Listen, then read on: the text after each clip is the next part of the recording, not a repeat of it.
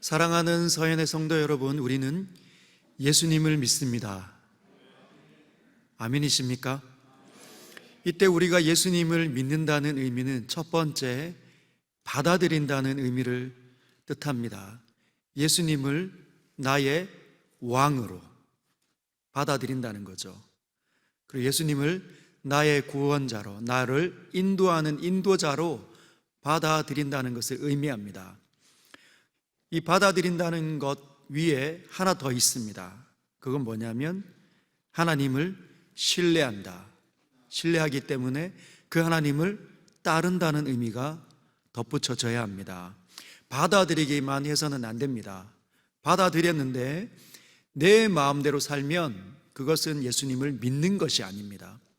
예수님을 믿는다는 것은 그 예수님을 나의 왕으로 받아들인 동시에 그분을 신뢰하고 그분을 신뢰하기 때문에 따르는 것이지요. 우리는 그렇게 예수님을 믿는 사람들입니다.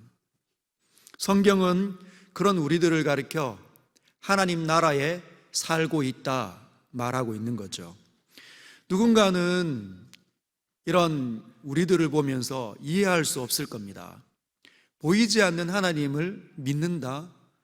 그리고 하나님 나라가 어디 있단 말인가? 하나님 나라 안에 있다고 정말 의아하게 생각하는 사람들이 꽤 많습니다. 여러분, 사람들이 누군가가 예수님을 처음 믿게 되면, 그리고 예수님을 받아들인 동시에 그분을 신뢰하고 따르기 시작하면 이 세상에 보이지 않았던 그 창조주가 계심을 느끼기 시작하는 거예요. 그것을 가르쳐 신앙이 바로 신세계다 말합니다. 신앙을 가지면 이 땅에 그동안 살아왔던 세계가 새로운 세계로 바뀌어지는 거죠. 보이지 않는 하나님을 자각하기 시작하고 그 보이지 않는 하나님의 손에 의해서 다루어지는 것이 바로 기독교 신앙의 본질입니다. 그래서 불신자들 그들의 눈에는 예수 믿는 사람들이 이해가 잘 되지 않고 가끔씩은 그들을 보면 종교에 미치지 않았나 이렇게 생각하는 거죠. 그래서 가끔은 우리가 그들을 통해 이런 말을 듣습니다. 엔가이 좀 믿어라. 엔가이 좀 믿어라. 여러분, 그들은 우리의 작은 일부분만 본 겁니다. 우리가 교회를 나가고 수요 예배 나가고 또는 금요 기도회로 모여서 기도하고 또는 교사로, 여러분들처럼 교사로 일찍부터 준비하고 서둘러 일부 예배에 참석하는 사람들을 보면서 엔가이 좀 믿어라 이렇게 이야기하는 거죠. 그러나 그들은 우리의 작은 일부분만 바라본 것입니다. 여러분, 성도는 미친 사람이 아닙니다. 종교적인 특색만, 그냥 예배만 드리는 사람들이 아닙니다. 그들은 진짜 예수님을 믿는 사람들인 거죠. 예수님을 자신의 왕으로 받아들였고 그분의 말씀이 가장 세상에 가장 올바른 기준이라 판단 내려서 그분을 따르는 사람들이 바로 성도입니다. 그래서 성도는 실제로 살아계신 하나님을 경험하면서 살게 됩니다. 여러분, 하나님께서 살아계신 분이십니다. 맞습니까? 우리가 보는 수많은 사람들 피조물을 그것들을 선명하게 느끼는 것처럼 하나님께서 이 땅에 계시고 운행하시고 섭리하신다는 것을 우리가 믿는 그 순간부터 자각하기 시작하는 거죠. 그래서 하나님과 함께 사는 일이 일어나다 보니 성도의 삶이 종교적인 특색만 일어나지 않고 점점 달라집니다. 어떤 것이 달라질까요? 생각이 달라집니다. 여러분, 달라지는데 나쁘게 달라지는 것이 아니라 엔가이 좀 미쳐라라는 말을 우리는 들을 필요가 없습니다. 왜냐하면 우리가 달라지되 미친 것으로 달라지는 것이 아니라 점점 좋아지는 것으로 달라지기 때문이에요. 왜냐하면 살아계신 그 하나님께서는 이 세상을 아름답게 창조하신 아름다움의 본질적인 특징을 갖고 계신 분이십니다.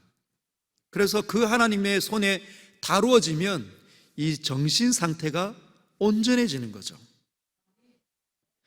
정신이 점점 온전해집니다. 예수 믿기 이전과 예수님 믿은 상태는 점점 온전해지기 때문에 엥가에 좀 미쳐라 이런 말을 들을 필요가 없다는 것이죠. 예전에는 별것 아닌 거로 두려워하고 무서워했다면 보이지 않는 하나님을 바라보기 시작하기 때문에 담대함이 걱정을 한순간에 날려버리게 되는 겁니다. 그래서 마음 상태가 불안정한 상태가 아니라 안정한 상태로, 샬롬의 상태로 하나님의 손에 다루어지는 것이죠. 그래서 상태가 좋아집니다. 과거에는 내 마음대로 들이받는 인생이었다면 하나님 나라 안에 있다는 말은 하나님의 손에 의해서 아름답게 다루어지기에 말과 행동이 균형을 잡아가는 겁니다.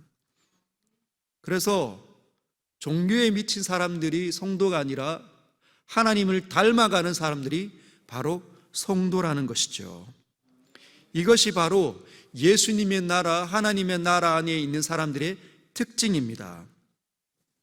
오늘 우리가 다루고자 하는 하나님 나라 속에 있는 성도들의 이 삶의 특징, 그 중에 하나가 기도입니다. 기도. 한번 따라할까요? 기도하자. 기도하자. 여러분, 기도하고 계시죠? 오늘 본문을 한번 읽어볼까요? 7절과 8절을 같이 한번 읽어보도록 하겠습니다. 시작. 구하라 그리하면 너희에게 주실 것이요, 찾으라 그리하면 찾아낼 것이요, 문을 두드리라 그리하면 너희에게 열릴 것이니 구하는 이마다 받을 것이요, 찾는 이는 찾아낼 것이요, 두드리는 이에게는 열릴 것이니라. 구하라, 찾아라, 두드려라. 주님이 여러 번 지금 반복하고 계십니다. 이게 무슨 뜻일까요? 7절에 했던 말을 8절에 또 다르게 약간 다르게 표현하면서 반복하십니다. 예수님께서 하나님 나라 안에 있는 사람들은 이렇게 살아야 된다. 어떻게 살아야 된다고요? 기도하면서 살아야 된다.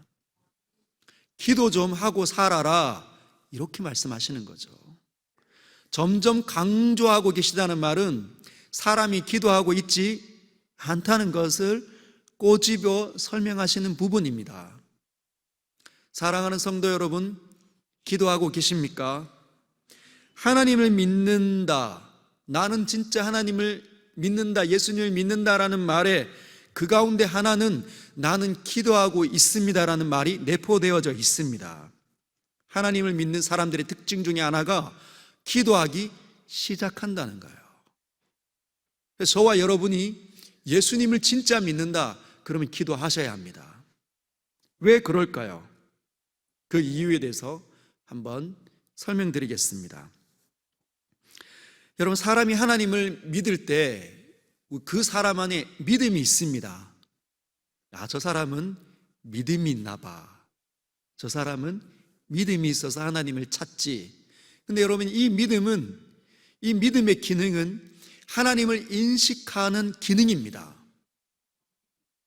사람이 불신자로 살다가 예수님을 만나서 믿음을 갖추면 그때부터 하나님을 예배하고 하나님을 찾고 하나님께 기도하고 하나님을 찬양하지 않습니까? 그렇게 하도록 이전에 느끼지 못했던 하나님을 자꾸만 찾아낼 수 있도록 만드는 그 힘, 그 기능이 믿음이라는 거예요. 믿음. 이 믿음은 영혼이 살아났다는 것을 의미합니다. 한번 따라할까요? 나는 영혼이 살아났다. 여러분, 영혼이 살아났다는 겁니다. 믿음이 있다는 건 영혼이 다시 살아났다는 것을 의미하는 거예요. 이 영혼의 기능이 뭡니까?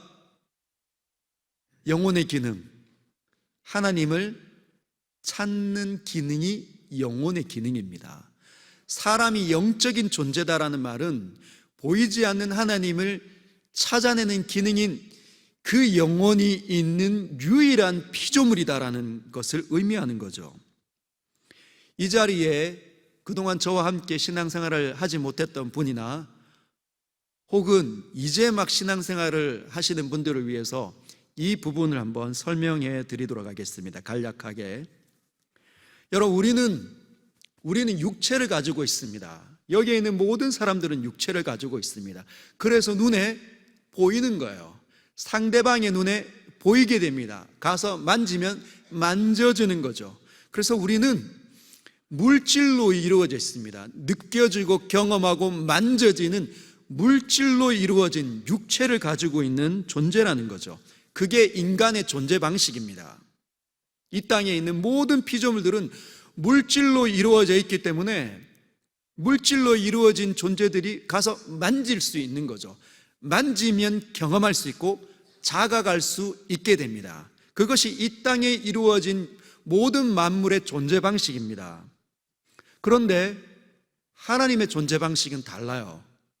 이 세상에 있는 물질로 이루어진 이 세상을 지으신 그 창조주는 물질로 존재하는 것이 아니라 영으로 존재하시는 분이십니다. 하나님은 영이시니 예배하는 자가 영과 진리로 예배할지니라. 하나님은 영으로 존재하시는 분이세요. 영이 어디에 있습니까? 여러분의 사고가 있죠. 여러분의 지금 자아가 있습니다. 그러나 우리는 물질로 이루어져서 물질을 자각하면서 저 사람을 느끼지만 저 사람의 생각이 존재하고 있잖아요. 상대의 생각이 존재하고 있습니다. 정신이 존재하고 있습니다. 그러나 우리는 느낄 수 없어요. 말로, 눈빛으로 표현되어져서 나에게 부딪히니까 우리가 느끼는 거지, 실제로 우리는 그 영혼을, 그 정신세계를 느낄 수 없다는 겁니다. 마치 그런 것처럼 하나님께서 존재하시는 영은 우리가 볼 수 없는 거죠. 왜냐하면 하나님은 보이지 아니하시는 분이라 말합니다. 그런데 물질로 존재하는 우리는 만져봐야 알 수 있고 경험해봐야 알 수 있고 인식하니까 보이지 않고 느껴지지 않으면 어떻게 말합니까? 하나님이 없다 말한다는 것이죠. 이 땅에 있는 것들은 다 그렇게 이루어져 있습니다. 그런데 하나님이 없다, 만져봐야 한다, 느껴봐야 한다, 봐야 한다, 그렇게 말하지만 그 세상의 틈바구니 속에서 어떤 무리들은 보이지 아니하시는 영으로 존재하신 하나님을 느끼고 경험하고 함께하고 교제를 나눌 수 있는 존재들이 있습니다. 누구입니까? 성도들인 거죠. 성도들. 여러분, 성도들은 어떻게 보이지 않는 영으로 존재하시는 그 하나님을 찾아낼 수 있고 경험할 수 있고 느낄 수 있을까요? 미쳐있기 때문에? 아닙니다. 그 이유는 바로 우리 인간에게 영혼이 있기 때문이에요. 우리는 영혼이 있는 육체를 가지고 있는 독특한 세상 속의 피조물입니다. 여러분, 하나님께서 세상의 모든 만물들을 창조하실 때 흙으로 창조하셨습니다. 그 내용이 창세기 2장 19절에 나와 있습니다. 한번 같이 읽어볼까요? 시작. 여호와 하나님이 흙으로 각종 들짐승과 공중의 각종 새를 지으시고, 하나님께서 이 세상에 있는 모든 만물들을 흙으로 창조했습니다. 생명이 끝이 나면 그 모든 것들은 다 부서져 흙이 되는 것이죠. 그런데 이 가운데 사람 창조의 기사는, 그 기록은 다릅니다. 다른 들짐승과 새의 다른 피조물들과는 다른 창조의 기록이 나타나는 거죠. 창세기 2장 7절에 이렇게 표현되어져 있습니다. 같이 읽어보겠습니다. 시작. 여호와 하나님이 땅의 흙으로 사람을 지으시고 생기를 그 코에 불어넣으시니 사람이 생명이 되니라. 똑같이 사람도 흙으로 창조했습니다. 그래서 사람의 생명이 끝이 나면 다 흙으로 돌아가는 것이죠. 그런데 사람을 창조하고 난 다음에는 이전에 있었던 다른 피조물을 창조하기 찰 때의 그 방식이 없었던 부분이 있습니다. 그게 뭐냐? 하나님의 생기를 그 코에 불어 넣으시는 거죠. 영으로 존재하신 하나님께서 사람을 흙으로 창조하시고 난 다음에 그 코에 영혼을 불어 넣으십니다. 하나님을 유일하게 찾아낼 수 있는 존재로, 하나님을 유일하게 예배할 수 있는 존재로, 하나님께 유일하게 기도할 수 있는 존재로.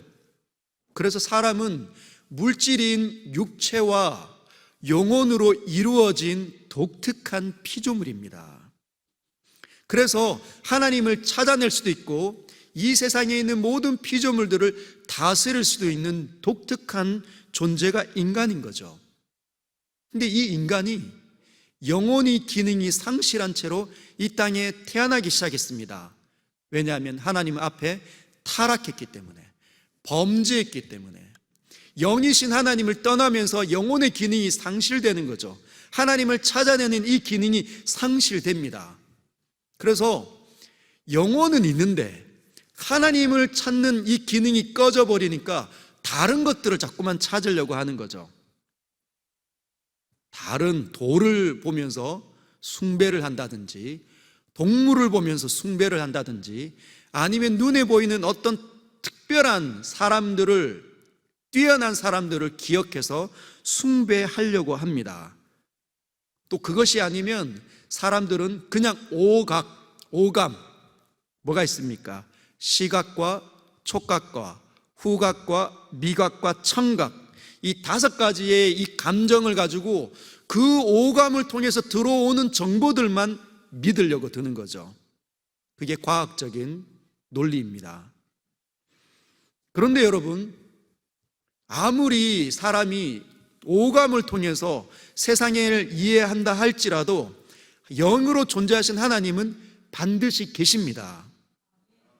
마치 장님이 눈을 가린 채 눈이 안 보이니까 이것은 없는 거야, 하나님은 없는 거야, 이렇게 얘기해도 하나님이 있는 것처럼 우리 주변에 하나님이 계신 수많은 사인들이 있다는 거죠.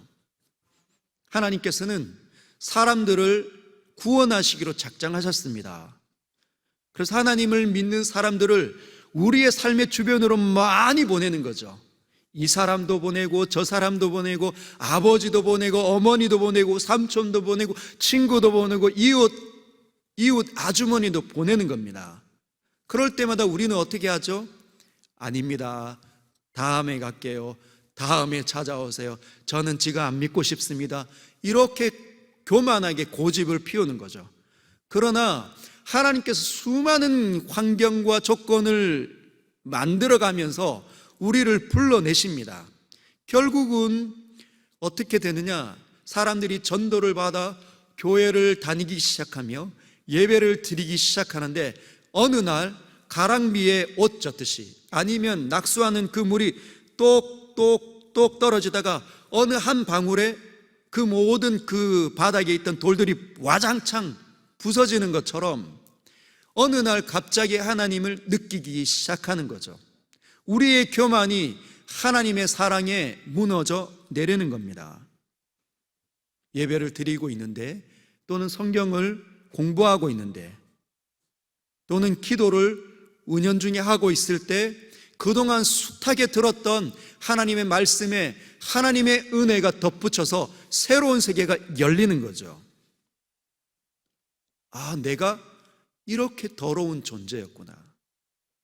내가 이렇게 추악한 존재였구나. 그래서 이런 일들이 있었구나. 하나님께서 나를 이토록 사랑하셨구나. 수치와 감격이 뒤죽박죽으로 일어나는 것이죠. 그걸 인격적인 만남이라고 합니다. 여러분, 인격적인 만남, 하나님께서 그를 용서하시는 거죠. 실제로 다가오셔서 그의 마음을 열으시는 겁니다. 그동안 보이지 않았던 그 하나님을 받아들이기 시작하는 거죠. 미안해하고 하나님 앞에 죄송스럽고, 나를 위해서 달리시는 그 하나님 너무 사랑스럽고, 그래서 눈물이 나고 이제는 내 맘대로 살면 안 되겠다, 그런 후회가 다시 결단이, 믿음이 생겨나는 겁니다. 하나님께서 영혼을 다시 살려내신 거라는 거죠. 죽었던 영혼을 다시 살려낸 겁니다. 죽었던 심장을 마사지하면 다시 뛰는 것처럼 죽었던 영혼이 다시 깜빡이기 시작하는 거죠. 하나님을 향하여서 다시 깜빡이기 시작하는 겁니다. 그때부터 그 사람을 가리켜 예수님을 믿는다 말한다는 거예요. 그것을 가리켜 거듭났다, 다시 태어났다 말합니다. 거듭난 사람은, 다시 태어난 사람, 영혼이 다시 살아난 사람은 기도하는 것을 시작합니다. 다시 살아났기 때문에, 영혼이 다시 하나님을 향하여 감각이 살아났기 때문에 다시 기도하기 시작하는 거죠.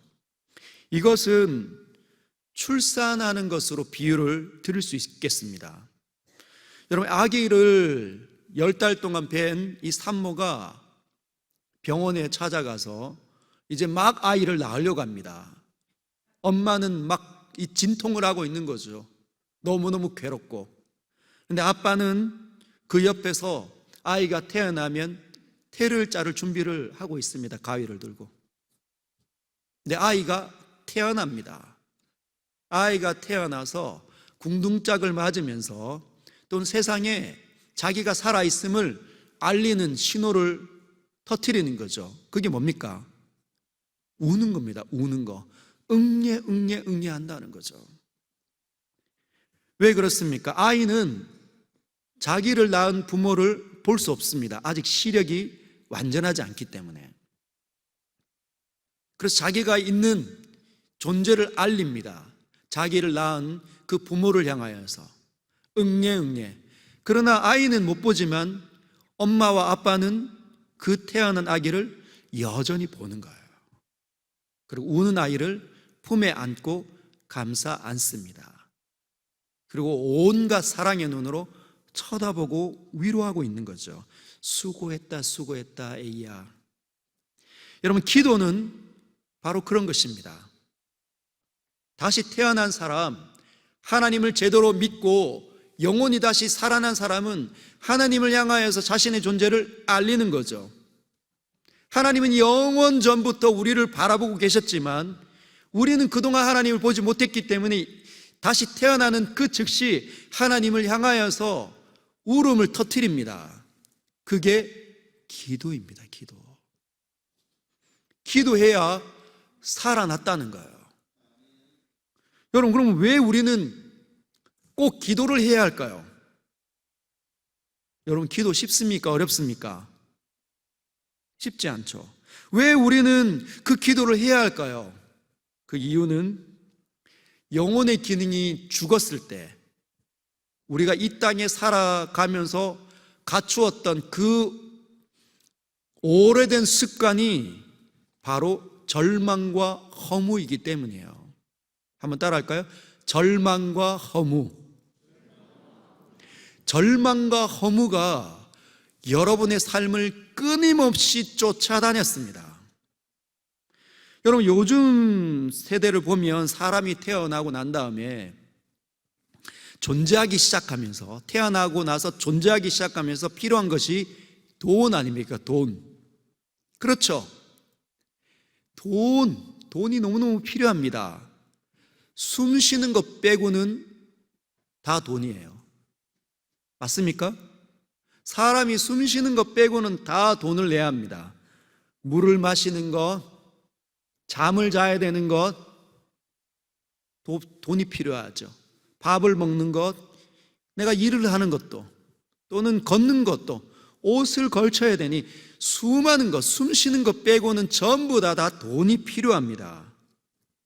그래서 돈을 악착같이 벌어야 된다고 사람들이 생각을 해요. 그리고 실제로 돈을 벌어야 살 수 있습니다. 그런데 돈을 벌어도 다 사라지는 거죠. 돈이 잘 쌓이지 않습니다. 그럼 어떻게 느낍니까? 아, 진짜 절망스럽다. 진짜 허무하다, 내 인생이. 그런 생각이 듭니다. 돈을 너무너무 많이 벌어봐도 돈이 막 넘치는 사람은 그러면 돈이 많기 때문에 절망이나 허무감을 안 느낄까요? 안 그렇습니다. 돈을 어마어마하게 갖춰도 허무하다는 거죠. 인생이 허무하다고 늘 이야기합니다. 여러분, 매일 고깃집을 가서 늘 고기를 구워 먹고 늘 횟집에 가서 늘 회를 먹는다고 생각해 보십시오. 오늘도 회를 먹고 내일도 회를 먹고 그 다음 날도 회를 먹고 그 다음 날 고기 먹고 회 먹고 고기 먹고 회 먹고 수많은 것들을 먹으면 맛있을까요? 안 그렇습니다. 된장찌개, 김치찌개 먹어야 된다는 거죠. 그냥 늘 김치찌개, 된장찌개를 먹는 사람은 가끔 고기 먹고 회를 먹어야 맛있지, 늘 회를 먹고 늘 고기를 먹으면 맛 하나도 없습니다. 인간은 늘 순식간에 질려하는, 그래서 늘 절망하고 허무해하는 사람들입니다. 여러분, 관계도 얼마나 절망스러운지, 관계 맺을 때 남편과 아내가 관계를 맺고 살지 않습니까? 남편으로서 아내를 바라보면 어떤 마음을 들을까요? 아, 내가 진짜 사랑해 주어야 되는데, 진짜 남편으로서 진짜 아껴줘야 되는데 안 된다는 거죠. 안 됩니다. 결심한다고 정말 좋은 남편이 되어주고 싶은데 안 되는 거죠. 어떻게 안 됩니까?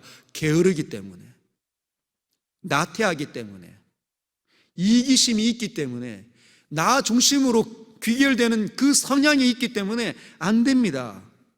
얼마나 무너지는지. 아내를 사랑해 주겠다고 결심했는데 금방 무너져서 나쁜 말을 해야 되는 자기 자신을 발견하면 절망스러운 거죠. 허무합니다. 말은 얼마나 서툴게 하는지. 정말 좋게 표현하고 싶습니다. 사랑한다고 말하고 싶은데 말하면 상대방이 오해하는데 딱 맞는 말들을 하는 거예요. 사랑한다고 표현하고 싶은데 안 된다는 거죠. 그렇게 어리석고 미련한 자들이 우리입니다. 아내도 마찬가지죠. 그래서 절망과 허무가 세상의 결혼한 가정에 늘 탄식의 소리로 나타나고 있어요. 여러분, 직장과 사업을 하면 어떻습니까? 직장과 사업 속에도 마찬가지입니다. 내가 손 대기만 하면 탄식하는 일이 일어나죠. 내가 손 대기만 하면, 내가 일하기만 하면, 내가 일어서서 다가가서 만지기만 하면 얼마나 자꾸만 일이 꼬이는지 막히는지 모릅니다. 마치 저주의 아이콘 같은 사람이 나인가 싶을 정도로. 그래서 축구 볼 때 우리나라가 딴 나라랑 경기하다가 페널티킥 찰 때 사람들 가운데 어떤 사람들이 있습니까? 나 못 본다. 그리고 눈 감고 있습니다. 왜 그렇습니까? 자기가 쳐다보면 우리나라가 실수해가지고 골 못 넣을까봐. 왜 그렇죠? 자기 자신이 저주의 아이콘이라고 생각을 드는 거죠. 왜 그렇게 느낍니까? 자신의 인생을 돌아보니 늘 절망스럽고 한심하고 답답하고 허무한 것만 많이 느껴지니까 내가 차마 안 보는 게 도움된다 생각하는 거죠. 여러분, 젊은 청년들은 어떻습니까? 젊은 청년들, 스펙을 쌓으려고 애를 쓰잖아요. 학벌 끝도 없이 준비합니다. 여러분, 끝도 없이 준비합니다. 끝도 없이 준비합니다. 끝도 없이. 얼마나 많은 것들을 준비하는지. 근데 준비해도 만족스럽지 않아요. 여러분, 서울대를 간 사람들끼리 모이면, 서울대를 가면 인생이 다 풀린 것 같지만 서울대에 있는 사람들 가서 만나면 탄식 소리가 나옵니다.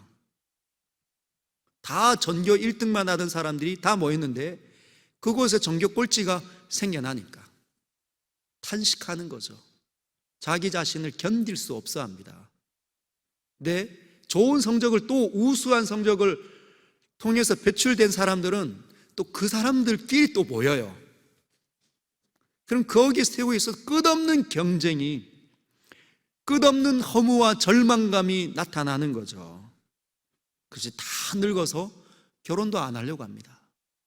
청년들이. 노년도 마찬가지죠.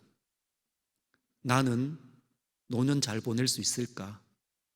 이렇게 뭐 하나 갖춘 거 없는데, 실력도 없고 돈도 없고 뭐도 하나 없는데, 그래서 노년에는 늘 허무한 거죠. 내가 그렇게 잘 산 것처럼 보이는데 뒤를 돌아보면 자식 하나 온전히 키운 것 같지 않으니, 내 사랑하는 남편 하나 제대로 섬기지 못한 자신을 보면서 절망감 다 느끼는 거죠. 그래서 나라의 곳곳에, 세계 곳곳에 인간의 오고 오는 모든 시간에 세대 곳곳에 절망과 허무의 탄식이 나타나고 있습니다. 그것이 우리가 예수님 믿기 이전의 삶의 모습들이었어요. 그래서 주님이 그런 삶을 살아온 우리들에게 하나님 나라의 삶을 가르치는 것입니다. 기도 좀 해라. 구하라. 그리하면 너희에게 주실 것이다. 찾으라. 그리하면 찾아낼 것이요. 문을 두드리라. 그리하면 열릴 것이다. 여러분, 구하라, 찾으라, 두드리라는 구하는 것에서 좀 더 적극적인 표현이 찾는 겁니다. 찾는 것에서 조금 더 적극적인 표현이 문을 두드리라는 것이죠. 마치 지금 집안에 너무 열로 인해서 고통스러워하는 자기 자녀를 볼 때 견딜 수 없어서 밤에 어디로 갑니까? 응급실 가든지. 과거에는 응급실이 없었던 시대에는 어디로 갔죠? 약국에 갔습니다. 약국에. 샷다가 내려진 약국에 문을 두드리는 거죠.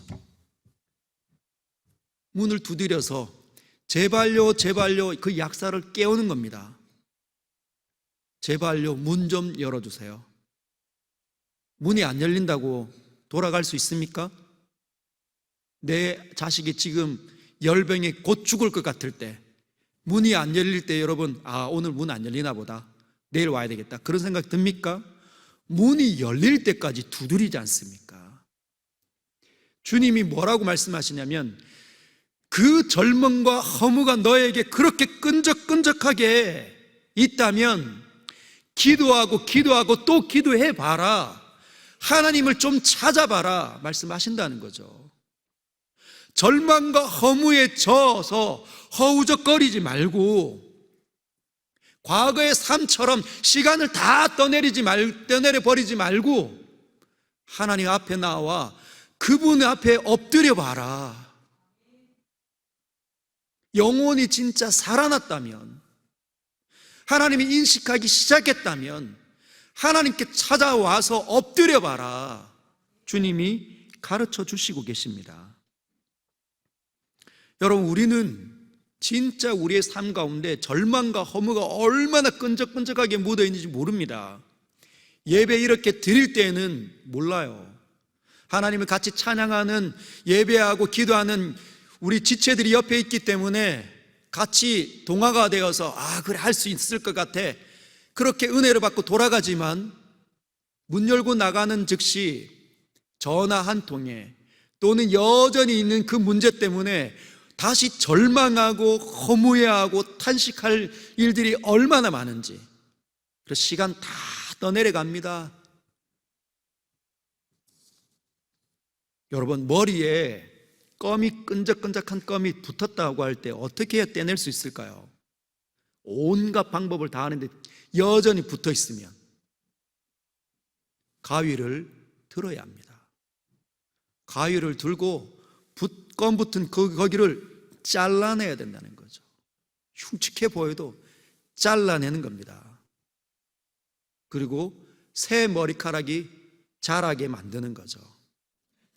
우리에게 붙어있는 이 끈적끈적한 절망과 허무에 시달린다면 여러분, 기도해야 그것이 잘려나갑니다. 그걸 자르는 것이 바로 기도라는 거예요. 하나님을 인식할 때만 그 모든 절망과 허무에서 극복할 수 있다는 것이죠. 틈만 나면 신음하고 걱정하고 무서워하고 두려워하고, 그래서 진짜 하나님이 있는지 없는지 마치 불신자 때처럼 사는 건 하나님의 사람의 보여야 되는 태도가 아닙니다. 주님은 우리를 통하여서 세상을 살리고 싶어 한다는 거죠. 보아라, 내가 살려낸 자들의 보아라, 나를 경험하는 자들을 보아라. 얼마나 담대한지, 얼마나 세상을 이기는지. 아무것도 가지지 않았는데 마치 다 가진 것처럼 사는 이들을 보아라. 왜 이들이 이렇게 사는가? 우리를 통해서 세상을 도전하고 싶어 하신다는 거죠. 그러하기에 우리는 기도해야 합니다. 기도하고 또 기도하고 또 기도해야 된다는 거죠. 그런데 이 중에 어떤 분은 이렇게 이야기하실 겁니다. 목사님, 저도 기도하고 싶어요. 저도 기도하고 싶은데 기도가 잘 안 돼요. 기도가 얼마나 어려운 건지 목사님 잘 아시지 않습니까? 사랑하는 성도 여러분, 기도가 쉬운 겁니까? 어려운 겁니까? 여러분, 기도가 쉬운 겁니까? 어려운 겁니까? 여러분의 지금 영혼의 상태에 따라서 답변이 달라질 겁니다. 기도가 어렵다고 느끼시는 분은 지금 영혼의 기능이 깜빡깜빡 아주 드물게 깜빡이는 거죠. 하나님이 인식이 잘 안 됩니다. 뭐만 인식이 될까요? 오감을 뚫고 들어오는 세상의 수많은 정보들이 인식이 훨씬 더 잘 됩니다. 살아났는데 살아나는 기능을 잘 발휘하지 못하고 있는 거예요. 그런데 기도가 잘 된다, 기도가 쉽습니다. 여러분, 기도가 돈 많이 드는 게 아니에요. 기도는 여러분이 눈을 감고 하나님을 떠올려 여러분의 삶을 하나님 앞에 이야기하면 그게 기도입니다. 얼마나 쉬운 겁니까? 근데 얼마나 쉬운 거지만 영혼의 기능이 약해지면 안 된다는 거죠. 그리고 기도의 삶을, 거룩한 삶, 이 가위를 제대로 갖추지 못했기 때문에 안 되는 거예요. 여러분, 기도는 개발시켜야 합니다. 여러분, 기도는 개발시켜야 합니다. 여러분, 혹시 개발과 개발 개발과 개발, 이거 혹시 구분하실 수 있겠습니까? 뭐가 앞에 있는 개발이고 뭐가 뒤에 있는 개발일까요? 자, 이렇습니다. 개발은 한자어로 열개자와, 저기 무슨 발자죠? 예? 필발. 여러분, 열어 제낀다는 건데 지금 있는 능력과 재능을 발전시키는 것이 저 개발이에요. 앞에 있는 개발. 뭐라고요? 지금 나에게 있는 능력을 또는 재능을 발전시키는 겁니다. 없는 걸 만들어내는 게 아니에요. 있는 걸 발전시키는 걸 개발이라고 합니다. 그러면 개발은 어떤 걸까요? 개발은 저것도 열개자죠. 열개자. 그런데 저거는 어떤 뜻이냐면 자고 있던 능력을 또는 그 재능을 일깨워주는 것을 의미합니다. 지금 없었던 것을 새롭게 갖추게 만들 때 그걸 개발이라고 하는 거죠. 즉, 지금 저기에 있는 저 개발은 우리가 예수님을 처음 믿을 때 영혼이 살아나게 하는, 기도를 할 수 있는 그 시점이 바로 개발이에요. 그러나 앞에 있는 개발은 이미 영혼이 살아났기 때문에 기도할 수 있는 능력이 우리에게 주어져 있습니다. 그걸 발전시키라는 거예요. 기도를 개발시켜야 합니다. 저와 여러분들은 기도를 개발시킬 수 있어야 합니다. 단번에 되는 게 아니에요. 물에 빠져 거반 죽었다 살아난 사람, 거의 숨이 멈춘 사람이 숨이 다시 여기 심장 마사지 해가지고 물을 토해냈다고 다시 멀쩡하게 걸어 다니고 할 수 있습니까? 쉬어야 되는 거죠. 체력을 다시 회복해야 걸어 다니고 제대로 삶을 살 수가 있습니다.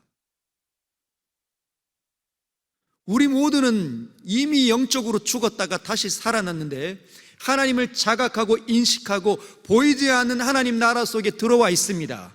그래서 기도하기 시작하는데 이 기도를 개발시켜야 합니다. 자꾸 발전시켜서 여러분의 습관처럼 마치 손을 자유자재로 놀리는 것처럼 그렇게 만들 수 있어야 돼요.